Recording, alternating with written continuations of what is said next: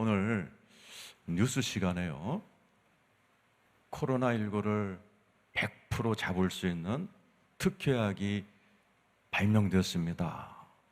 이런 뉴스가 나오면 만약에 그 얼마나 기쁘겠어요, 그죠? 뭐 세상이 뭐 뒤집어지겠죠.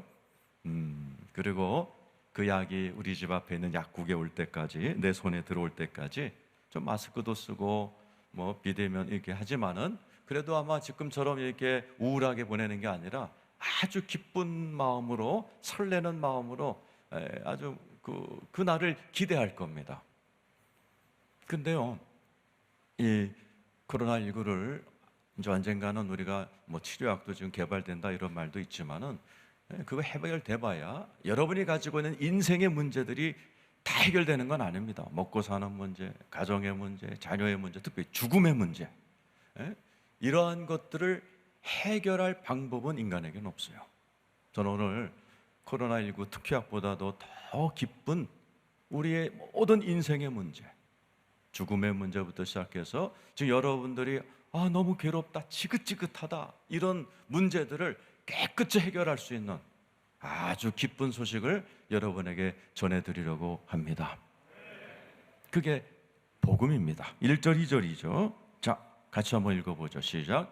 예수 그리스도의 종 바울은 사도로 부르심을 받아 하나님의 복음을 위하여 택정함을 입었으니 이 복음은 하나님이 선지자들을 통하여 그의 아들에 관하여 성경에 미리 약속한 복음이 계속 나와요.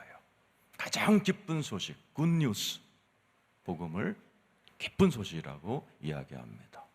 오늘 이 로마서는 사도 바울이 로마 교인들에게 복음을 가르쳐 주기 위해서 쓴 일종의 교리 서신입니다. 로마 교회는 오순절날 성령 강림절 때 오순절을 지키기 위해서 왔던 유대인들이 성령의 은혜를 받고 로마로 돌아가서 세운 교회입니다. 그러니까 능력은 받았고 성령 체험은 했지만 말씀이 없었어요. 특별히 체계적인 교리를 공부한 적이 없기 때문에 아주 짬뽕 신앙을 갖고 있었고, 그 틈을 타서 이단들이 들어와서 로마 교인들이 아주 교회는 다니는데 이 머릿속에 정확한 복음이 없으니까 막 이렇게 믿었다, 저렇게 믿었다, 너무나 혼동적인 신앙생활을 하고 있었습니다. 그리고 로마 가운데 있잖아요. 로마는 황제가 하나님이었습니다. 그러니까 황제 앞에 숭배를 안 하면 어떤 비즈니스도 할 수 없는 그러한 어려운 가운데에서, 또 나중에는 황제들이 예수 믿는 사람들을 전부 다 잡아다가 사자굴에 던져놓고 막 산채로 화염불에 태워 죽이고, 이런 핍박이 너무 거세지니까 교회가 무덤으로 들어갔어요. 카타콤이라고 그러죠. 그래서 그곳에서 너무나 힘든 신앙생활은, 여러분 이제 코로나 정도 가지고 뭐 마스크 끼고 힘든다는 말 하지 마세요. 교회 2000년 동안에 이렇게 어렵게 신앙생활 하신 분들이 무지 많습니다. 지금도 북한 땅에 10만 명이 지하교회에서 예배드리고 있고, 텔레반 때문에 오늘도 주일날 어떻게 그분들이 예배를 드리는지 모르겠어요. 바로 그들에게 바울은 소식을 듣고 로마에 교회가 있구나, 그런데 짬뽕 신앙을 갖고 저렇게 핍박 가운데 무덤에서 예배를 드린 분들에게 복음을 전해줘야 되겠다. 그래서 로마서라는 아주 명품, 많은 신학자들이 66권 다 중요하지만 로마는 반지와 같다, 아주 많은 목사님들에게 무인도에 66권 중에 뭐 하나 들고 들어갈래 그러면 다 로마서를 갖고 들어간다 할 정도로 아주 복음으로 꽉 차 있는 복음을 보내게 됩니다. 결과는 어떻게 됐어요? 로마 교회가 이 복음서 로마서를 듣고 힘을 얻습니다. 그리고 무덤에서 300년을 이겨내요. 그리고 300년 동안 얼마나 힘있게 복음을 전했고 얼마나 기쁘게 살아갔는지, 로마가, 기독교를 핍박했던 로마가 집단으로 기독교로 개종하는 세상을 뒤집어 놓는 일이 있었어요. 복음이 있으니까 사자굴에 막 집어넣는 로마 군인들을 향하여 축복하며 죽는 거예요. 기쁜 얼굴로 오히려 로마 군인들을 축복하면서 죽고, 흑사병이 창궐할 때 로마 사람들은 자기 자식들이 막 부모들이 흑사병에 걸려서 막 죽어갈 때 로마 이 크리스찬들은 웃는 낯으로 그 사람들을 다 돌봐주는 이런 거에 감복을 받은 로마 시민들이 다 예수 믿게 돼버리고 로마가 기독교로 개종되는 놀라운 일들이 오늘 로마서 때문에 이루어진 겁니다. 이 로마 교회가 안팎으로 흔들렸지만은 복음을 알았기 때문에 300년 동안 버틸 수 있었고 300년 동안 로마가 기독교로 개종되는 놀라운 일이 벌어진 것처럼 여러분이 복음을 잘 배우셔서 여러분이 어떠한 어려운 일이 있더라도 다 이겨내시고 여러분 때문에 여러분의 가정이, 가문이, 일가 친척이 뒤집어지는 역사 있기를 축원합니다. 복음이 무엇인가? 자, 2절입니다. 읽겠습니다. 시작. 이 복음은 하나님이 선지자들을 통하여 그의 아들에 관하여 성경에 미리 약속하신 것. 복음은 하나님의 아들에 관한 그리스도에 관한 약속입니다. 구약은, 여러분이 들고 다니는 구약은 예수 그리스도가 오신다는 약속이에요. 신약은 약속한 예수가 이 땅에 오셔서 십자가를 지고 부활하심으로 하나님의 나라가 시작되어 하나님의 나라가 성취되었다는 약속의 성취입니다. 그 구약은 바로 3절, 예수 그리스도가 복음이에요. 3절입니다. 시작. 그의 아들에 관하여 말하며 육신으로는 다윗의 혈통에서 나셨고, 그 예수는 다윗의 혈통에서 나셨어요. 왕 다윗의 혈통 가운데 육신을 입고 다윗의 자손으로 태어나셨어요. 4절입니다. 시작. 성결의 영으로는 죽은 자들 가운데서 부활하사 능력으로 하나님의 아들로 선포되셨으니 곧 우리 주 예수 그리스도시라. 이 말씀을 띄워놓으시기 바랍니다. 예수는 십자가에서 죽은 자들 가운데서 부활하셨다. 이게 복음의 핵심이에요. 예수님이 십자가에 죽으심으로 우리가 무슨 유익을 얻었어요? 우리의 죄가 깨끗이 용서받고 저와 여러분 하나님의 자녀가 된 거 믿으시면 아멘 하시기 바랍니다. 예수님이 부활하셨어요. 어떤 유익이 있어요? 예수님이 죽음에서 부활하사 사망이 끊어져 버렸어요. 그래서 예수 믿는 분은 안 죽습니다. 영생토록 새 생명 가운데 살 줄로 믿으시면 아멘 하시기 바랍니다. 그 예수가 부활하셔서 다시 오시어 이 세상을 새 하늘 새 땅 새 예루살렘으로 만드실 것이다. 이것이 복음의 핵심이에요. 우리 예수는 죽은 자 가운데 부활하셔서 우리 주 예수 그리스도가 되셨어요. 주라는 말은 무슨 뜻이에요? 절대자란 뜻입니다. 야훼라는 뜻입니다. 여호와란 말이 주란 뜻이에요. 이 세상의 가장 절대자가 누구냐? 하나님의 아들 예수인 줄로 믿습니다. 우리가 믿는 예수, 이 자리에 와 계신 예수, 여러분 속에 들어와 계시는 이 온 우주의 절대 권력을 갖고 계신 어마어마한 분이 여러분의 주님이십니다. 그리스도, 우리를 주 예수 그리스도, 예수는 주이시며 그리스도예요. 그리스도란 말은 무슨 뜻입니까? 메시아란 뜻이에요. 왕이란 뜻입니다. 제사장이란 뜻입니다. 그 예수는 주님으로서 가만히 있는 게 아니라 이 세상을 다스리십니다. 여러분을 다스리십니다. 여러분의 가정과 상황을 다스리십니다. 그리고 제사장으로 하나님 아버지 앞에 오늘도 여러분의 이름을 부르면서 지금도 하나님 보좌 우편에서 우리를 위하여 영원히 우리를 위해 중보하시는 제사장, 바로 우리 주 예수 그리스도가 바로 여러분의 사정과 형편을 주님께 기도하시는 나의 메시아인 거 믿으시길 축원합니다. 그 예수 그리스도는 지금 임마누엘로 우리와 함께 계세요. 믿습니까? 저는 이 복음을 깨닫고 내가 치유를 받았어요. 아니, 예수란 분이 저기 안 계시고 내 안에 계셔? 뭐 하세요 그분이? 로마서 8장 37절입니다. 읽어보겠습니다. 시작.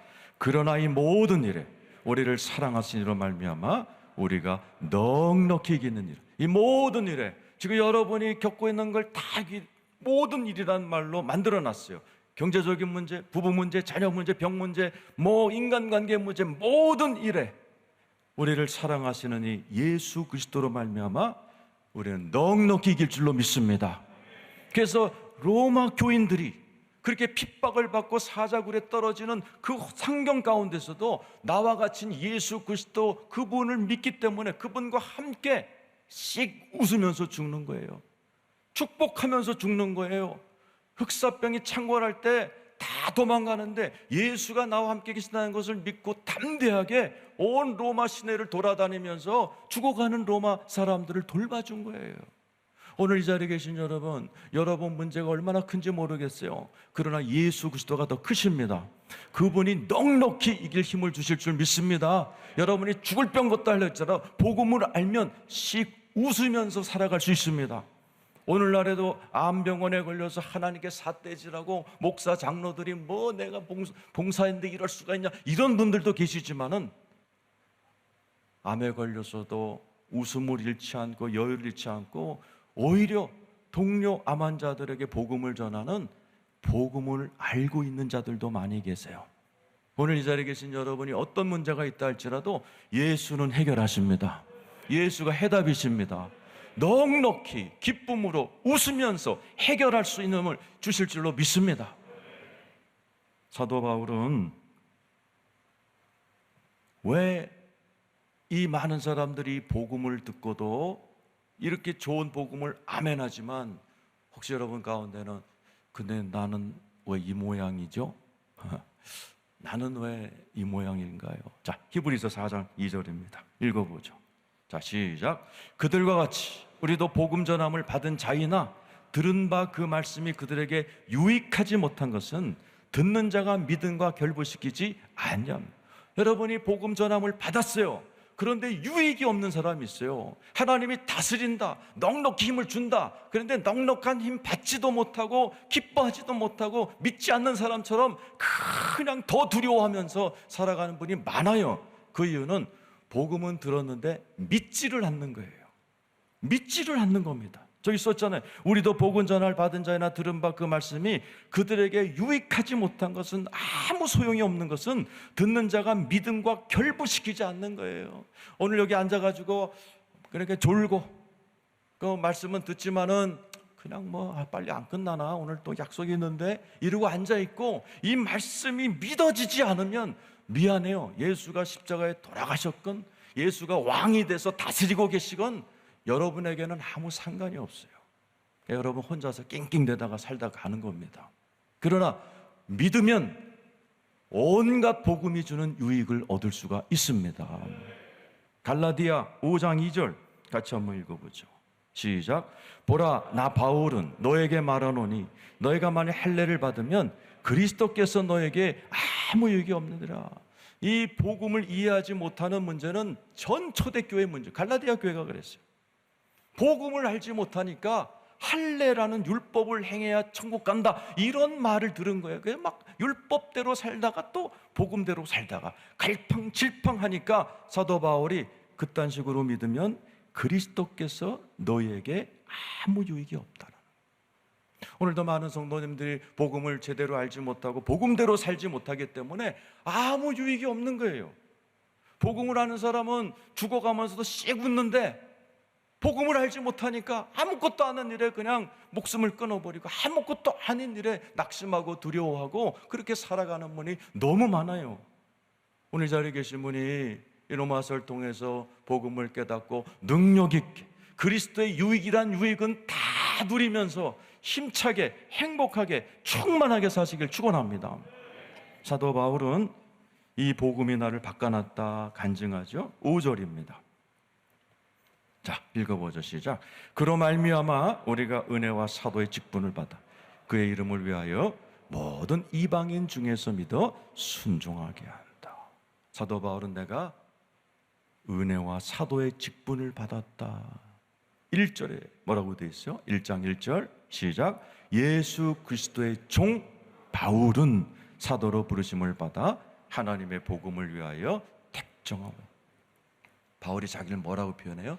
예수 그리스도의 종. 바울은 예수를 되게 싫어했던 사람이에요. 아니, 예수를 우습게 보고 예수를 이단이라고 여기고 예수 믿는 사람을 잡아 죽였던 사람이에요. 복음을 깨닫고 회까닥 변합니다. 그리고 남은 인생을 복음을 전하고 복음을 쓰고 복음으로 교회를 세우고 복음으로 일하다가 장렬하게 웃으면서 찬양을 돌리면서 순교한 바울의 모습이 나와요. 여러분, 복음은 능력이 있어서 사람을 바꿉니다. 돈이, 과학이, 지식이 사람을 바꾸지 않아요. 오직 복음만이 사람을 변화시킵니다. 그래서 이 복음을 듣고 수많은 사람들이, 특별히 로마서를 듣다가 읽다가 수많은 사람들이 변화됐어요. 루터도 복음을, 이 로마서를 읽다가 획가닥 뒤집어서 종교개혁을 일으켜 유럽 대륙이 바뀌어버리고, 웨슬리가 이 로마서 설교를 듣다가 획가닥 해갖고 감리교를 만들어버리고, 수많은 사람들이 로마서의 복음을 읽다가 하나님을 보기도 하고 만나기도 하고 인생이 뒤집어 본 분들이 참 많습니다. 여러분이 로마서를 같이 나누시면서 여러분이 하나님을 만나는 은혜가 있기를 축원합니다. 사도 바울은 나도 변했지만 너희들도 변했다라고 얘기합니다. 6절 읽어보겠습니다. 시작. 너희도 그들 중에서 예수 그리스도의 것으로 부르심을 받은 자니라. 여러분은 누구 겁니까? 예수 그리스도의 거예요. 믿습니까? 하나님의 소유된 백성인 줄로 믿으시길 축원합니다. 그러면 내 소유된 것은 내가 여기다 이름 씁니다. 내 성경책에다 이건호 목사 써놨어요. 여러분들도 보이진 않지만 하나님이 도장 찍어놨어요. 에베소서 1장 13절에 써있어요. 자, 읽어 시작. 그 안에서 너희도 진리의 말씀과 너희의 구원의 복음을 듣고 그 안에서도 한 믿어 약속의 성령으로 인치심을 받았다.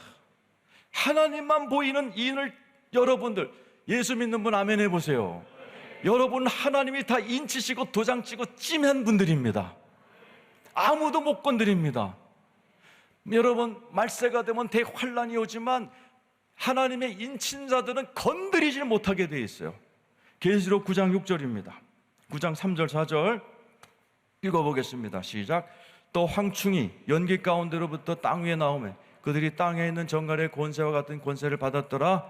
그들에게 이르시되 땅의 풀이나 푸른 것이나 각종 수목은 해하지 말고 오직 이마에 하나님의 인침을 받지 아니한 사람들만 해하라.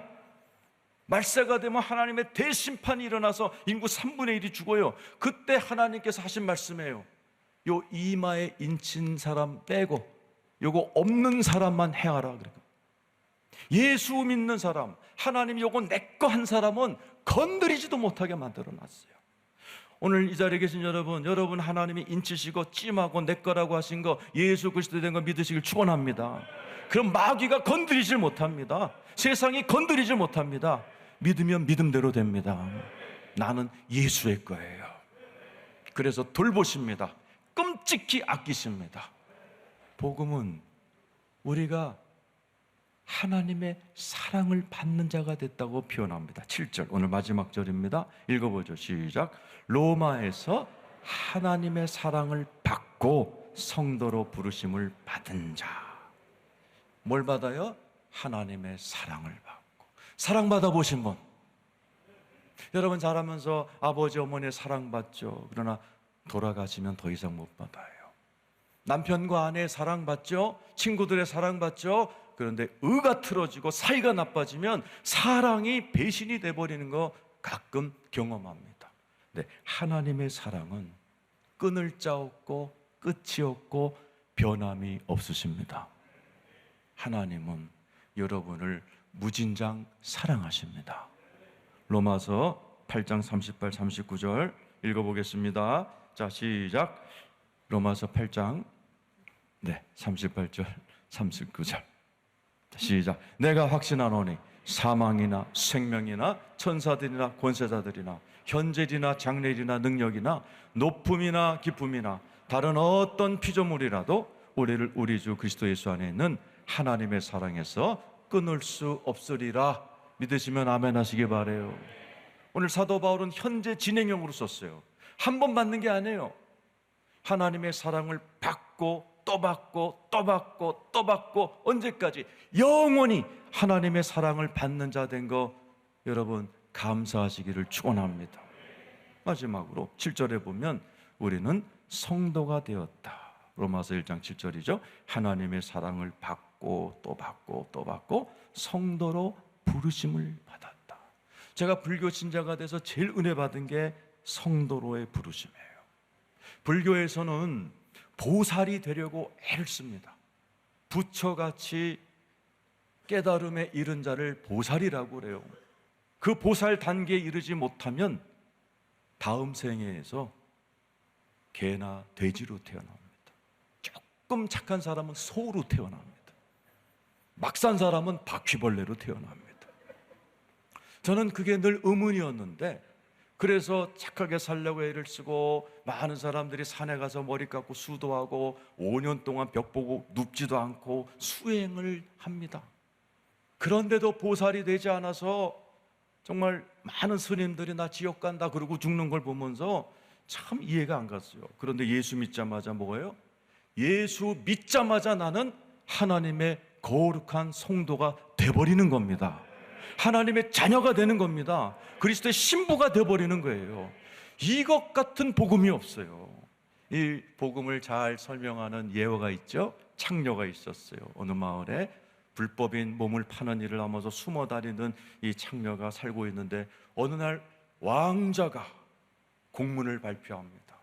모든 창녀들을 사면한다. 숨어 있지 말고 나와라.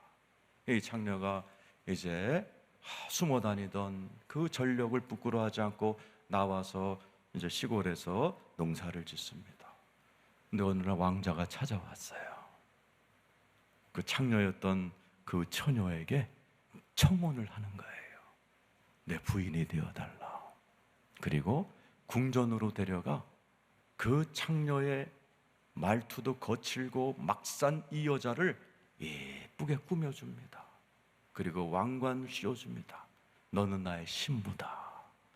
그러면서 그 오랫동안 거친 인생을 산 이 여자를 오랜 세월 궁전 에티켓을 가르치고 법도를 가르치고 왕궁의 율례를 가르치고 파티하는 법, 음식 먹는 법, 이것을 가르치면서 행복하게 살았더래요라는 예화가 있어요. 여러분 얘기입니다.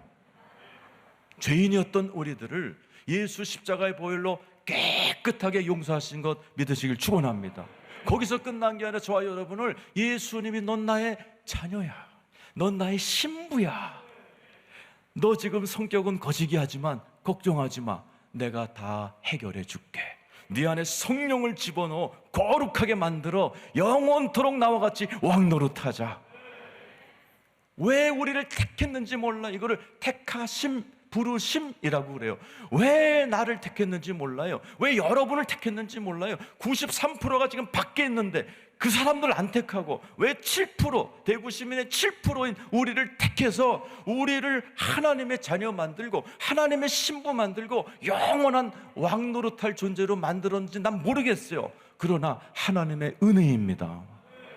여러분은 하나님의 것이 되었습니다. 하나님의 사랑받는 자가 되었습니다. 하나님의 성도가 되고 신부가 되고 나중에 천국 가면 상속자가 되어 상속을 받고 영원히 왕노릇할 너무나 귀한 존재가 되신 거 믿으시길 축원합니다. 그리고 예수님이 다시 오시면 새 하늘 새 땅 새 예루살렘을 갖고 오세요. 그때까지 예수님이 십자가에서 왕이 되시고 사망을 이기신 2000년 전의 사건과 언제 오실지 모르는 다시 재림할 사이에 우리는 살고 있어요. 바로 여러분 안에는 성령님이 들어와 계십니다. 믿습니까? 이 성령님이 모든 걸 이길 힘을 주시고 능력을 주시고 지혜를 주시고 기쁨을 주시면서 저와 여러분을 새롭게 만드는 거예요. 변화시키는 겁니다. 오늘 이 자리에 계신 여러분, 오늘 저는 복음을 선포했어요. 이제 저와 같이 몇 달 동안 로마서를 공부할 겁니다. 로마서를 읽다가 주님 만난 분 너무 많아요. 여러분이 로마서를 같이 말씀을 나누시다가 예수 그리스도를 만나시는 은혜가 있기를 축원합니다. 로마 교회가 핍박 가운데도 힘을 내고 세상을 뒤집어 엎은 것처럼 여러분들이 복음을 깨닫고 여러분의 가정 하나 뒤집어 엎는 건 아무것도 아니에요. 여러분의 팔자 하나 뒤집어 엎는 건 아무것도 아닙니다. 이런 놀라운 역사가 일어나기를 축원합니다.